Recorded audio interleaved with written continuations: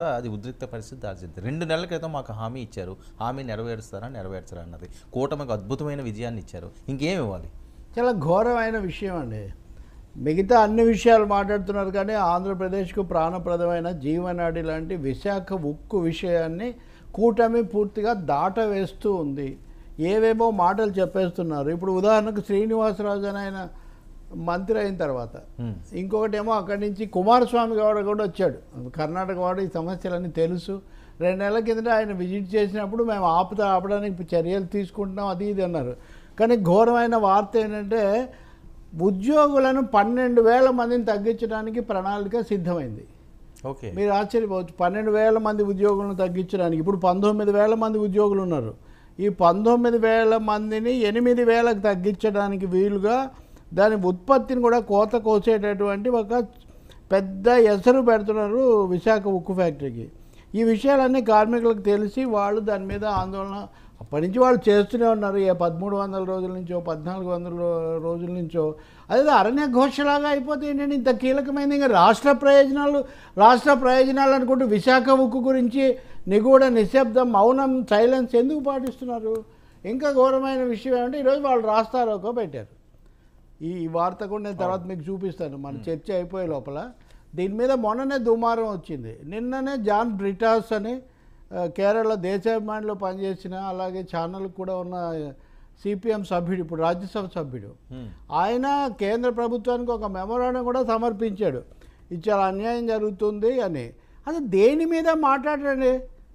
రాష్ట్ర ప్రభుత్వం కానీ చంద్రబాబు నాయుడు లేదా పవన్ కళ్యాణ్ ఎవ్వరూ ఈ విషయాల మీద ఇదిగోండి ఉక్కు పరిరక్షణ చర్యలు.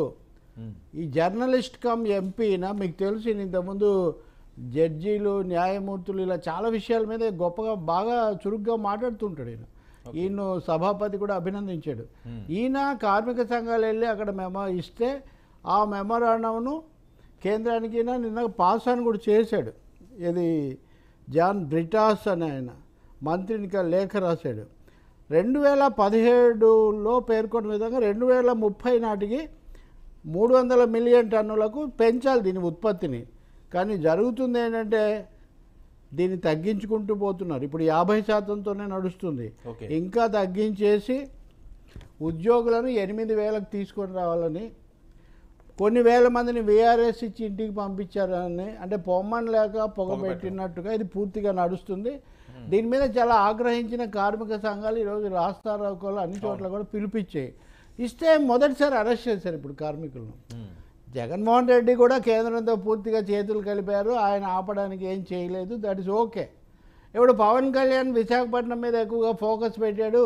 నేను అప్పుడు వాళ్ళ కార్మికుల నిరాహార దీక్షల దగ్గరికి వెళ్ళినప్పుడు చెప్పా, వకీల్ సాబ్ గారు వైజాగ్ స్టీల్ కేసు కూడా వాదించండి అని నేను అప్పుడు చెప్తే అదే మామూలు మన మీడియా అంతా ఇది పెట్టారు. వకీల్ సాబ్ ఇంతవరకు విశాఖపట్నం కేసు తీసుకోరు, మోదీ గారికి చెప్పరు. ఇలా అనిశ్చితిలో పురంధేశ్వరి గారేమో ప్రైవేట్లోనే ఉన్నా కానీ ఉద్యోగాలకు ఇబ్బంది లేదంటారు. ఉద్యోగాలు 12,000 ఉద్యోగాలకు వేస్తారు. ఇంకా స్పష్టంగా కనిపిస్తుంది. ఒక జీవో కూడా వచ్చింది. కాబట్టి ఈ ఉద్రిక్తత అనేది చాలా సమంజసమైంది. ప్రభుత్వం తక్షణం ఒకవేళ వరదలో చంద్రబాబు నాయుడు ఇక్కడ ఉన్నప్పటికీ కూడా ఆ పల్లా శ్రీనివాస్ కానీ లేదా ఆయన మన గంట కానీ వాళ్ళు జోక్యం చేసుకొని రాజీనామా కూడా చేశారు కదా. అప్పుడు రాజీనామా కూడా చేశారు. అప్పుడు రాజీనామా అంతా చేసిన సీనియర్ మంత్రి ఇప్పుడు రాజీనామా చేయొద్దు, పదవిలో ఉండే పోరాడండి. ఎందుకు ఆ విషయం అసలు అజెండాలోకి తెర వెనక్కి వెళ్ళిపోయింది? అంటే కార్మికుల్లో ఉన్న ఒక అనుమానం ఏంటంటే నేను మీకు అది కూడా చెప్తా. విశాఖ ఉక్కుతో సహా కేంద్రానికి ఇబ్బంది కలిగించే ఏ సమస్యలు మేము లేవనెత్తాము అని తెలుగుదేశం పార్టీ హామీ ఇచ్చిన తర్వాతే పొత్తు కుదుర్చుకుంది కేంద్రం. అందుకని వీళ్ళు మాట్లాడతారే కానీ దాన్ని ఏం పెంచరు. వాళ్ళు కూడా ఏదో పరిశీలిస్తాం అది ఇది అంటారే కానీ వాళ్ళేం పరిష్కరించరు. సో ఒక మాయా నాటకం విశాఖ ఉక్కుకు సంబంధించి నడుస్తూ ఉంది. అందుకే అన్ని వేల మంది కార్మికుల సుదీర్ఘ ఆందోళన. అక్కడ రంగంలో ఉన్నది కార్మికులే కావచ్చు కానీ మొత్తం విశాఖ వాసులు, ఉత్తరాంధ్ర, ఆంధ్రప్రదేశ్ మొత్తం ముక్తకంఠంతో విశాఖ ఉక్కు ఉండాలి అని కోరుకుంటారు. ఇంతవరకు దేశంలో దేన్ని కూడా ప్రైవేటైజ్ చేసే ప్రక్రియ పెద్దగా జయప్రదం కాల. సేలం కానీ ఇంకోటి కానీ. ఎందుకు విశాఖపట్నాన్ని ఇంత గట్టిగా అంటే బికాజ్ అది చాలా లాభదాయకమైంది. అక్కడ ఆస్తులు వేల కోట్లు చేస్తాయి. అక్కడ సముద్ర వనరులన్నీ కూడా ఉన్నాయి. కాబట్టి ఇది పెరగకుండా చూసుకోవడం ప్రభుత్వానికి క్షేమదాయకం. కార్మికులు అయితే వెనక్కు తగ్గే కార్మికులు ఉద్యోగులు గుర్తుగా వేసి ఉత్తరాంధ్ర అంతా కూడా కూటమి వైపు ఉన్నారు కదండి. నిజమండి మీరు అన్నది. అది కూడా నాకెవరో నేను నిన్న మెసేజ్ పెడితే కామెంట్ పెడితే కింద పెట్టారు, ఎమ్మెల్యేగా కూడా వాళ్ళనే ఎన్నుకుంటున్నారు కదా, ఇంతమందికి ఇచ్చారు కదా, బీజేపీకి కూడా అవకాశం ఇచ్చారు, అనకాపల్లి ఎంపీ ఇచ్చారు, ఇన్ని ఇచ్చినా కానీ దాని గురించి స్పందన లేకపోతే అసలు కార్మికులను ఇంకా ఇన్సల్ట్ చేయడమే కదా అది. సో అది దాంతోపాటు ఇప్పుడు అరెస్ట్ చేశారు. వాళ్ళు ఏమంటున్నారంటే మిగతా సమస్యలన్నీ ఏమో ఇంతకుముందు కనీసం అరెస్ట్ చేయలేదు, మొదటిసారి ఇప్పుడు అరెస్ట్లకు కూడా తీసుకొస్తున్నారు కార్మికులను అంటున్నారు.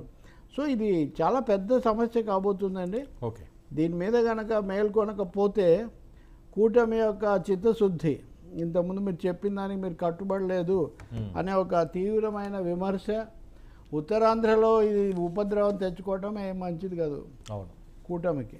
ఇంకోటి నిజంగా జీవితాలు ముడిపడి ఉన్నాయి. నా పాయింట్ కొత్తగా ఉద్యోగాలు రావట్లేదనే సమస్య ఒకటి ఉంది, వాలంటీర్ల సమస్య ఒకటి ఉంది, ఇవన్నీ ఉద్యోగాలు ఉన్నవి.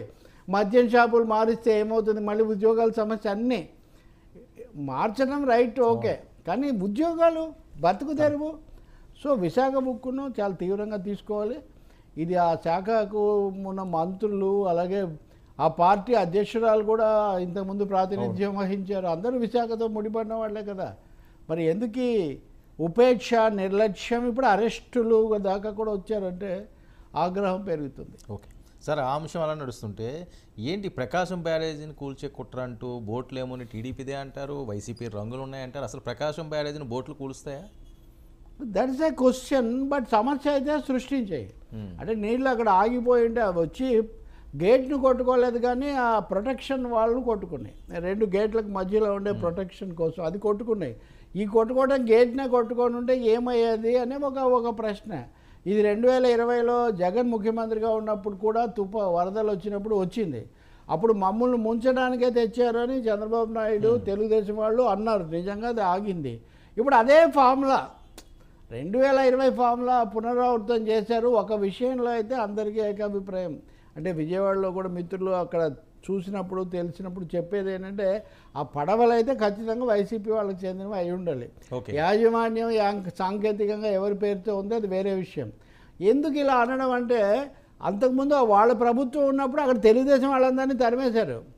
అక్కడ ఇసుక అయినా చేపలైనా అక్కడ ఉన్న పడవల సామ్రాజ్యం మీద పూర్తిగా వైసీపీ ఆధిపత్యం. అందులో పక్కనే నందిగం సురేష్ అక్కడ ఉన్నారు, ఇంకా చాలామంది ఉన్నారు. కాబట్టి ఇప్పుడు ఈ పడవలు కూడా గతంలో రామ్మోహన్ అనే అతను వైసీపీ అని, ఆ ఉషాద్రి అని ఇప్పుడు అరెస్ట్ అయిన ఆయన ఒక ఆయన ఉన్నాడు, ఈయన కూడా వైసీపీ అని. ఈ మాటలన్నీ అందరికీ అక్కడ అందరు చెప్తున్నారు అక్కడ పడవల దీంట్లో కూడా. ఇంకోటి కూడా ఆ రోజు ఆయన కడుతూ ఉంటే కూడా నేను నిన్న కూడా చెప్పాను ఈ విషయం మన ఛానల్లో, ఆయన మీరు గొలుసుతో కట్టవే బాబు అసలే వరదలు అంటున్నారంటే ఆయన ప్లాస్టిక్ తాడుతో కట్టి 3 కలిపి కట్టి, ఇంకో కీలకమైన విషయం దాంట్లో ఖరీదైన మెషిన్ తీసేశారు.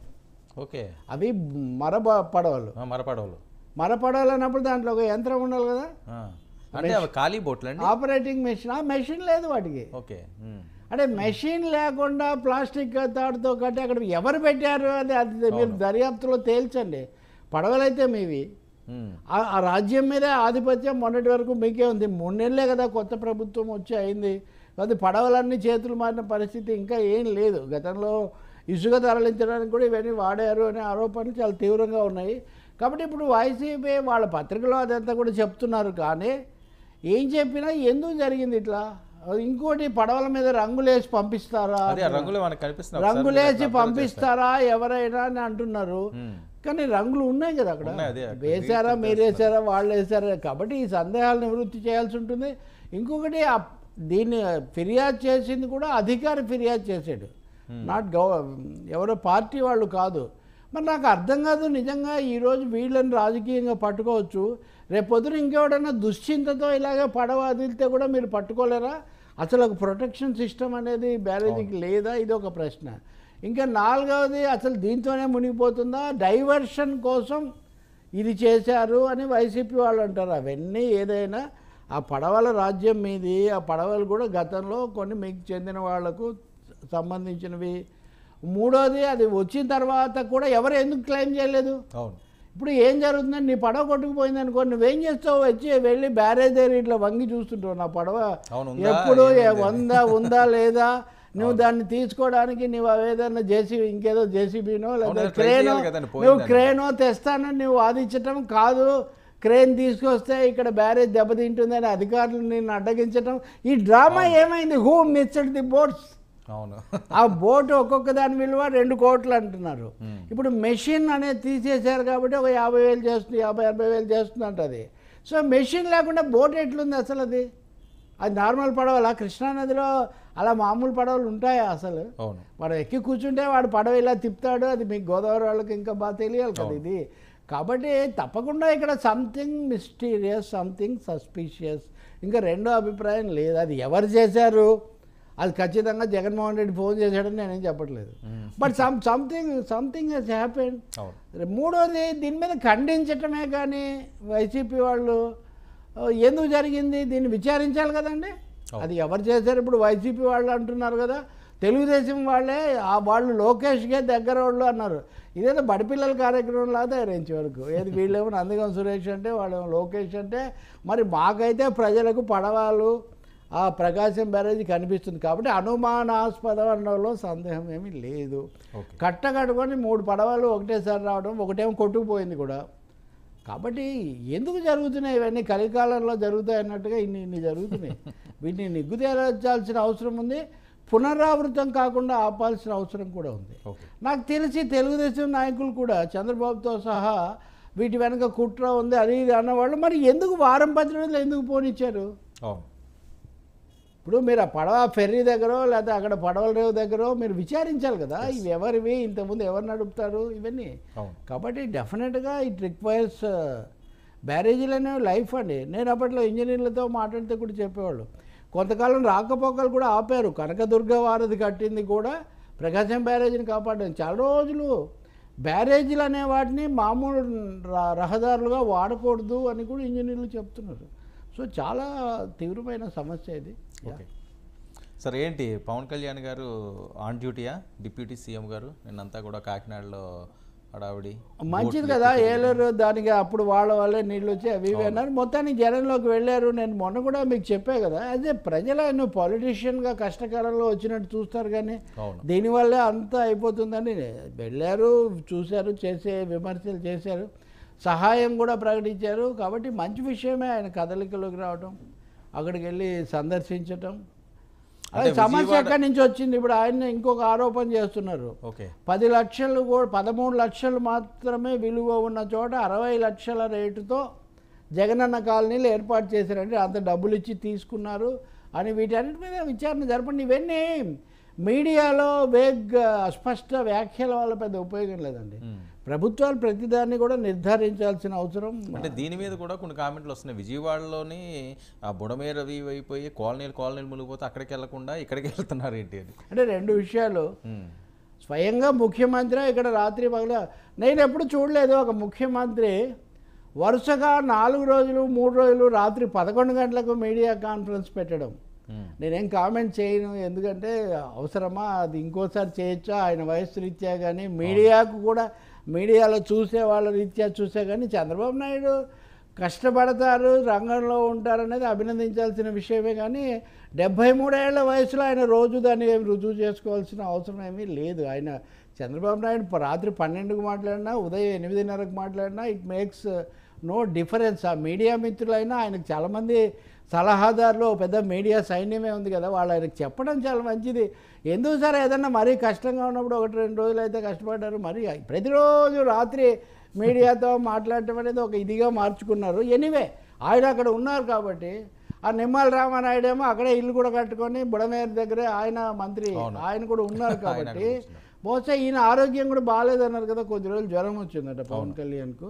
సో ఆయనకు జ్వరం తగ్గుతున్న ఈ సమయంలో పిఠాపురం ప్రాంతంలో ముంపు వస్తుందని ఆయన, గోదావరి జిల్లాలో ముంపు వస్తుంది. రెండవది నిన్న వచ్చిన 2వ విడత వరదల్లో ఎక్కువ గోదావరి అవును, భారీ వర్షాలు. కాబట్టి ఆయన అటు ఫోకస్ మార్చినట్టున్నారు. ఇక్కడ ముఖ్యమంత్రి తర్వాత మొత్తం యంత్రాంగం ఉంది కాబట్టి తను అక్కడికి వెళ్తే మెరుగని ఆయన అనుకోని ఉండొచ్చు.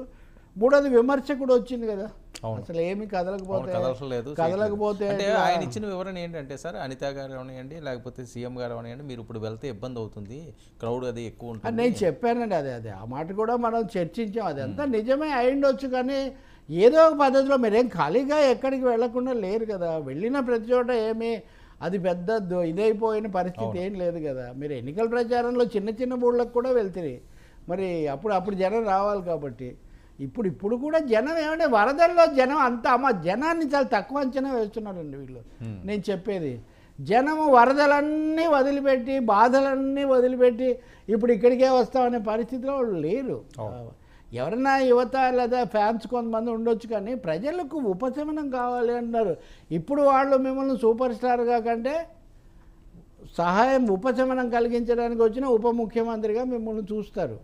అది కల్పించాల్సిన బాధ్యత కూడా ఉంది. ఇదేదో వ్యక్తిగత విమర్శ కాదు, లేదా వైసీపీ వాళ్ళలాగా నేనేం ఛాలెంజ్ చేయట్లేదు, అది కాదు ఇక్కడ సమస్య. కానీ ఆ పేరుతో అసలు కనపడకపోతే ఏమవుతుంది, అసలు వెళ్ళకపోతే ఏదైతే ఇప్పుడు ఆ సమస్య వచ్చిందో ఆయన ఏలేరు కాలువ దాంట్లో జరిగిన అక్రమాలు, స్థలాలు, జగనన్న కాలనీలు అన్నీ కలిపి మాట్లాడారు కదా. సో క్రియాశీలంగా ఏదైనా చేస్తే బాగుంది. నిజమైన సమస్యలు ఇవేం కాదు.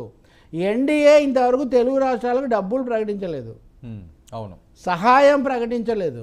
3,300 కోట్లు వచ్చేస్తాయని చెప్పి వీళ్ళు అతి ఉత్సాహంతో వీరభక్తులందరూ భజన చేస్తుంటే చివరకు తట్టుకోలేక చంద్రబాబు నాయుడు, బండి సంజయ్ ఇద్దరు ప్రకటించారు.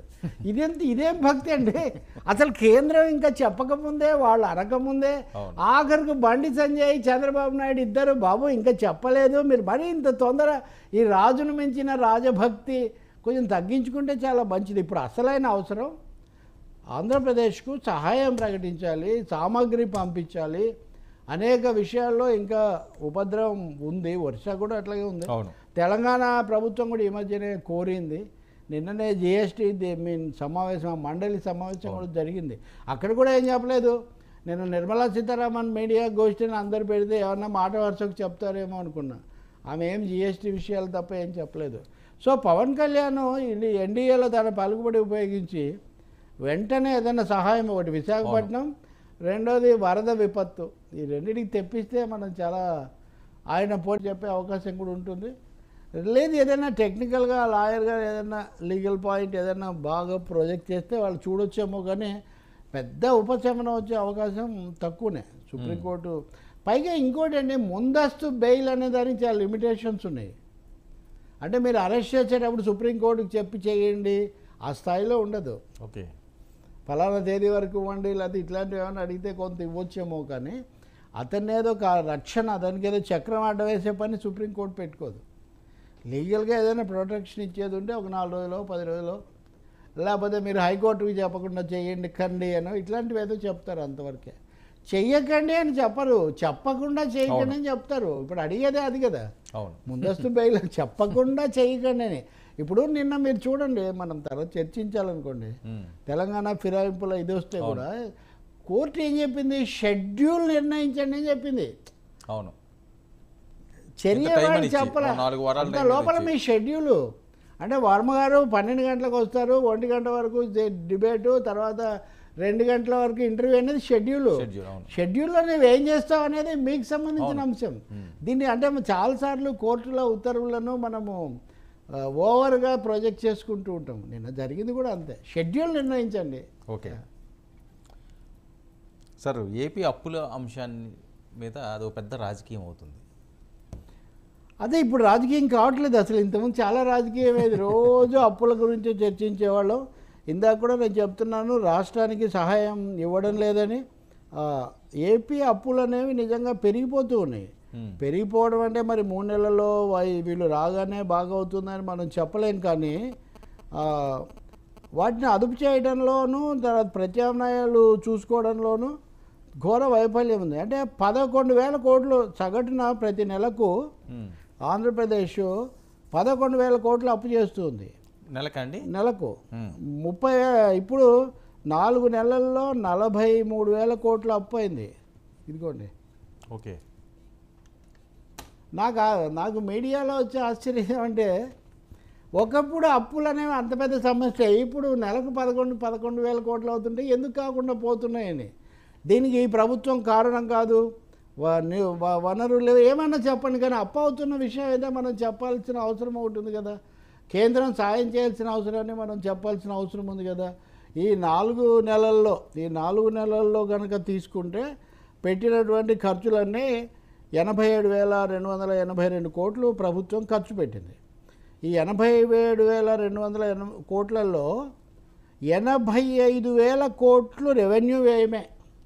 ఓకే, 85,000 కోట్లు రెవెన్యూ వ్యయమే, మామూలు రోజువారీ ఖర్చులు, జీతభత్యాలు, ఇతర అంశాలు అని.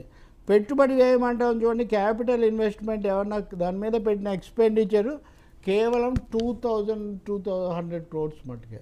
ఇది అఫీషియల్ డాక్యుమెంట్ నేను అంటుంది. అంటే అప్పుల భారం తగ్గే దిశలో రాష్ట్రం ఏమన్నా 2,200 ఏంటి సార్? క్యాపిటల్ ఎక్స్పెండిచర్, దీర్ఘకాల నిర్మాణాలు లేకపోతే దీర్ఘకాల అవసరాలకు సంబంధించినవి. ఇదంతా కూడా ఏదో ఊకదంపుడు కాదు. అమరావతి నుంచి ప్రధాన చీఫ్ స్టాటిస్టిక్స్ ఆఫీస్ విడుదల చేసినటువంటి నిధులు, మళ్ళీ రుణాల మీద. ఇందులో ఇంకా పూర్తి వివరాలు కూడా మీకు చెప్పాలంటే ఏప్రిల్ నుంచి జూలై వరకు పన్నులు ఇతర ఆదాయ మార్గాల ద్వారా 44,822 కోట్లు ఖజానాకు వచ్చింది.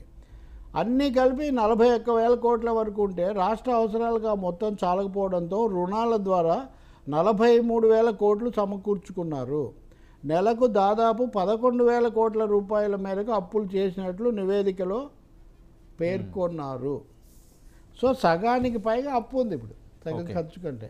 మరి దీన్ని ఎలా అధిగమించాలి, మన కేంద్రం ఏ విధమైన సహాయం చేయాలి, ఇతరత్ర రావాల్సిన నిధులు ఏంటి, ఆ విషయం ఇప్పుడు వరదలు, తుఫాను, దీనికోసం ఇంకా అదనంగా కూడా చాలా ఖర్చు అవుతుంది. కాబట్టి ఇదొక తీవ్రమైన అంశంగా ఉంది. ఆంధ్రప్రదేశ్ అప్పుల్లోనే అతి తీవ్రమైన అప్పుల భారంలోనే కొనసాగుతూ ఉంది అన్న ఒక వాస్తవాన్ని మనం గుర్తించాల్సిన అవసరం ఉంది. ప్రత్యామ్నాయాలు వెతకాల్సిన అవసరం కూడా ఉంది. నిన్ననే ఆర్థిక మంత్రి ఏమైనా చెప్తారేమంటే ఏం చెప్పట్లేదు. పైగా ఇప్పుడు వాళ్ళు అమరావతికి ఇస్తామన్న సాయం కూడా అప్పు కిందే ఇస్తామంటున్నారు. 50 ఏళ్ళు అంటున్నారు కాకపోతే, అంటే 50 ఏళ్ళు మీరు వడ్డీ కడుతుండాలి. అవును, అంతే కదండి. అంతే కదండి, అది సమస్య, అప్పుల సమస్య ఇది. ఓకే సార్, ఏంటి పల్నాడు మళ్ళీ రాజుకుంటుందా? మాజీ ఎమ్మెల్యే నంబూరు పర్యటనపై టీడీపీ నేతల ఆగ్రహం, అదో పెద్ద రచ్చ. ఒకసారి విజువల్స్ చూడండి సార్. కారు చెదగొట్టి మళ్ళీ ఉద్రిక్త పరిస్థితి. ఒక పక్క వరదలతోటి ప్రజలందరూ కూడా అల్లాడిపోతుంటే ఏంటి రచ్చ? ఇది రచ్చ కూడా, రచ్చ కంటే కూడా చిచ్చులాగా అండి. వీళ్ళు ప్రతిపక్షం ఉండదా ప్రజాస్వామ్యంలో? వైసీపీ ఓడిపోయింది, లేదా ఇంతకుముందు తెలుగుదేశం ఓడిపోయింది. ఓడిపోయిన పార్టీ వాళ్ళు ఇంకా భూమి మీద కనపడడానికి వీలు లేదంటే కుదరదండి. అవును, ప్రతిపక్షం వాళ్ళు కూడా వస్తారు, వాళ్ళు చెప్పేది వాళ్ళు చెప్తారు, వాళ్ళు చేసేది వాళ్ళు చేస్తారు. ఈ ధోరణి మారాల్సిన అవసరం ఉంది. పిన్నెల్లి గోపాలకృష్ణారెడ్డి గత నెలలో మధ్యలో ఎప్పుడో విడుదలయ్యాడు నెల్లూరు జైలు నుంచి. ఆయన బెయిల్ మీద బయటకు వచ్చారు. సో అప్పటి నుంచి పల్నాడులో ఈ కార్యక్రమాలు అనేవి, పల్నాడు పౌరుషం ఇంకా మీకు తెలుసు, కోడి పందాల కాలం నుంచి ఇప్పటి వరకు అక్కడ ఇదే రాజకీయాలు నడుస్తుంటాయి. కాబట్టి అపోజిషన్ వైసీపీ వాళ్ళు కొంచెం అంతకుముందు కాస్త దూకుడుగా ఉన్న వాళ్లకు అస్సలు ఛాన్స్ ఇవ్వకూడదు అనే ఒక ధోరణి తెలుగుదేశంలో ఒక వర్గంలో ఉంది, బలంగా ఒక వర్గంలో ఉంది. వాళ్ళు ఇలాంటివన్నీ కూడా చేస్తున్నారు. దీనివల్ల ఎవరిని శాశ్వతంగా ఆపలేరండి. అవును, ఇప్పుడు ఉదాహరణకు పెద్దిరెడ్డి మిథున్ రెడ్డిని అక్కడికి వెళ్లకుండా ఆపారు, కొన్ని రోజులు ఆపుతారు, 6 నెలలు ఆపుతారు. తర్వాత ఎందుకు దాని మీద అసలు మీరు అన్నట్టు వరదలు లేకపోతే ప్రజల సమస్యలు వాటి మీద దృష్టి పెట్టకుండా వీటితో ఇలా కొట్టుకోవటం, ఉద్రిక్తతలు ఇవి పెంచడం. ఇదిగో ఇప్పుడు ఇలాంటి బొమ్మ మనం వాళ్ళు కొట్టినప్పుడు వేస్తే మనం ఖండించాము, ఇప్పుడైనా అంతే కదా. ఎవరైనా ఇవి చేయాల్సినటువంటి అవసరం ఏముంది? తప్పకుండా ఈ ఏమన్నా ప్రతిపక్షాలు ఈ అసహనం, ఈ వైరం, విద్వేష రాజకీయం ఏమాత్రం మంచిది కాదు. ఓకే, తప్పకుండా దీన్ని ఆపాలి. ముఖ్యమంత్రి, ఉప ముఖ్యమంత్రి కూడా ఈ విషయం అయితే చొరవ తీసుకోవచ్చు. ఎక్కువగా వీళ్ళు తెలుగుదేశం వాళ్ళు కాబట్టి ఉప ముఖ్యమంత్రి కూడా కొంచెం శాంతిని, ఆయన చాలాసార్లు చెప్పారు కదా, మేము ప్రజాస్వామికంగా వెళ్తాం, మీరు ఎప్పుడు ఎక్కడ ఎవరి మీద దాడి చేయకండి, తప్పుగా ప్రవర్తించకండి. మరి పల్నాడు విజువల్ వాళ్ళందరూ కూడా చూస్తారని మనం ఆశించాలి. పైగా ఆయన మాజీ ఎమ్మెల్యే అనేవాడికి కూడా ఎంతో కొంత ఉంటుంది కదా. ఉదాహరణకు ఖచ్చితంగా ఉంటుంది, ఉండాలి కదా. మరి నంబూరు మీరు ఆ ఊరు రావద్దు, ఈ ఊరు రావద్దు. మొన్న కూడా ఉదాహరణకు పేర్ని నాని గుడివాడ వెళ్ళినప్పుడు అది చాలా గొడవ అయింది, క్షమాపణ చెప్పాలి, అంతకుముందు మాట్లాడింది.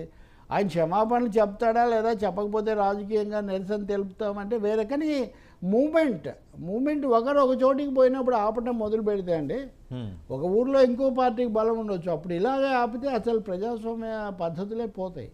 కాబట్టి ఇది మంచిది కాదు. ఇది పోలీసులు కూడా సకాలంలో వీళ్ళని విడదీసి అందరికీ ఎవరికి ఇచ్చే అవకాశం వాళ్ళకి ఇవ్వాల్సిన అవసరం. సార్ పోలీసు వ్యవస్థ ఇంకా గాడిన పడలేదు, ఇంకా వాళ్ళకే సపోర్ట్ ఏం గాడిన పడుతుంది వర్మ గారు? పోలీసులు ఒక్కరినే అనే ముందు మనం నాయకుల గురించి కూడా ఆలోచించాలి. ఇప్పుడు విమర్శలన్నీ వాళ్ళ మీదకి వెళ్తున్నాయి కదా, అందుకే ఇప్పుడు వాళ్ళు పార్టీలో అదే పొడుగు చేతుల పైన ఉన్న వాళ్ళు బాగానే ఉంటారు, సూరయ్య సుఖవాసి పెద్ద మనిషి అమ్మగైతరా చెప్పుల గంప అని ఆ పార్టీ ఈ పార్టీ ఎవరైనా కానీ పోలీసులను అంటూ ఉంటారు. పోలీసులు ఏం మీరు చూడండి, ఏ విజువల్ చూసినా వాళ్ళ దగ్గరకు వచ్చి నచ్చ చెప్పడానికి అది ఇదేదో చేస్తుంటారు. తప్పకుండా పోలీసులకు పాలక పార్టీలతో సంబంధం ఉంటుంది, నేను ఒప్పుకుంటాను, లేకపోతే వాళ్ళు పని చేయలేరు. కానీ అదే సమయంలో కత్తి మీద సాములాగా వాళ్ళు చాలా నాలుక, అది నోట్లో నాలుక అంటారు, నాలుక అటు ఇటు అయితే కటక్కని కొరికేస్తుంది, ఆ సమస్యగా ఉంటుంది. పైగా పల్నాడు లాంటి చోట్ల ఫ్యాక్షన్లు ఇవి ఉన్న చోట పోలీసులు మీరు ఆ ఆఫీసర్ను తీసేయండి ఈ ఆఫీసర్ను తీసేయండి అని మీడియాలోనే రాస్తుంటే ఇంకా పోలీసులకు మొరేళ్ళద్దా ఎట్లుంటుందండి? ఒక 16 మంది ఐపీఎస్ ఆఫీసర్లను అచ్చంగా మీరు బెంచీల వల్లగా అక్కడ పెట్టి 14 మందిని మీరు రోజు సంతకాలు పెట్టి ఇంటికి పోవాలి, కానీ కుదరదని చెప్పారు. చర్య ఉంటే చర్య తీసుకోండి. అంతేగాని పోలీస్ అధికారులను కూడా గతంలో వాళ్ళేదో వైసీపీ మనుషులు, వాళ్ళు వైసీపీ ఉంటే వైసీపీ మనుషులు, టీడీపీ ఉంటే టీడీపీ మనుషులు, అసలు పోలీసులను పెట్టుకుందే పాలకవర్గ పార్టీలు రాజకీయాలు అలా తయారు చేశారు. కాబట్టి ఇప్పుడు వాళ్ళు ఏం చెప్తారు, వెళ్ళి ఏదో ఒకటి చెప్తారు అక్కడ ఇక్కడ అంతవరకే. ఇప్పుడు మీకు చాలా మనం ఎందుకని చర్చించడం లేదు, కానీ ఇప్పుడు దువ్వాడ శ్రీనివాసు దువ్వాడ వాణి తర్వాత ఆమె మాధురి మధ్యలో సమస్య వస్తే పోలీసులు ఏం చేస్తారు? నిజంగా పోలీసుల మీద ఫిర్యాదులు పరంపర అదంతా. నిన్న భార్య భర్తలు పతి పత్ని ఓని ఆమె ఉంది, ఆమెతో నడుస్తుంటే ఏముంది అందులో పోలీసులకు కానీ మీడియాకి కానీ ప్రభుత్వానికి కానీ పాత్ర? కానీ అక్కడ క్యారెక్టర్స్ ఉండాలి. ఆమె వెళ్ళి మాట్లాడితే పోలీసులతో ఒకరిని మించి ఒకరు వివాదం పెట్టుకుంటారు. మీరు చెప్పండి అంటారు, వాళ్ళు ఏం చెప్తారు? పోలీసులు చెప్పగలిగేది చేయగలిగేది ఏం లేదు. ఇక్కడ శాంతి భద్రతలు స్వయంగా చూస్తున్న ముఖ్యమంత్రి తగిన నిర్ణయం తీసుకోవాలి. వచ్చేవాళ్ళు ఈ ఆపడాలు ఇవన్నీ ఒక దగ్గర ఆపాలి, ఎక్కడో దగ్గర బ్రేక్ పడకపోతే, పైగా ఇంత వరదలు ఉన్నప్పుడు వరదలు లాంటి వాటిని ఒక అవకాశంగా తీసుకొని డైవర్ట్ చేసుకోవచ్చు. అది కూడా జరగడం లేదు ఇక్కడ. ఓకే సార్, ఏంటి అరకిపూడి గాంధీ